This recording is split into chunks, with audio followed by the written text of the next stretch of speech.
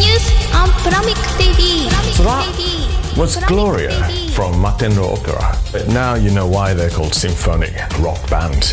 In the chorus they've got this sort of huge, well, literally chorus.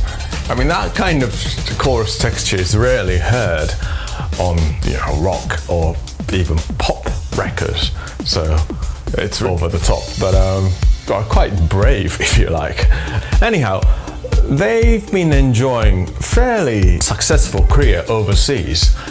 They've done European tour back in 2008 and played in Finland, Sweden, Germany, France and Spain.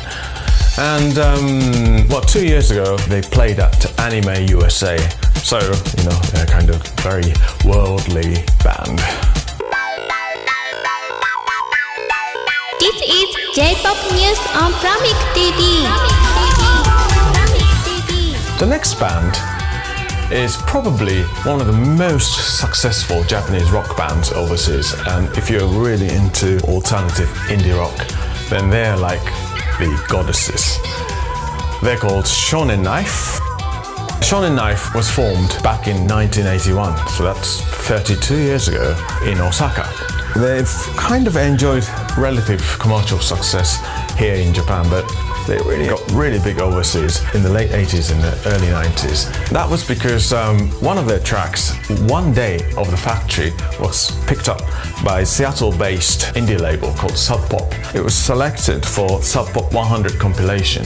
In case you've never heard of Sub Pop is the label that discovered bands like Nirvana. Speaking of Nirvana, Kurt Cobain was allegedly a massive fan of Shonen Knife. They toured together. They even covered one of their songs, Twist Barbie. They've released a new album last year named Pop Tune. And as the name suggests, it's just full of pop tunes from top to the bottom. A great album. And I was lucky enough to actually make one of their promo videos with my mate, Mike Rogers. This video was shot in Osaka and Tokyo June last year, so almost exactly a year ago. But we had a good time, a few beers and everything. The track is called Ghost Train, and this is Shonen Knife.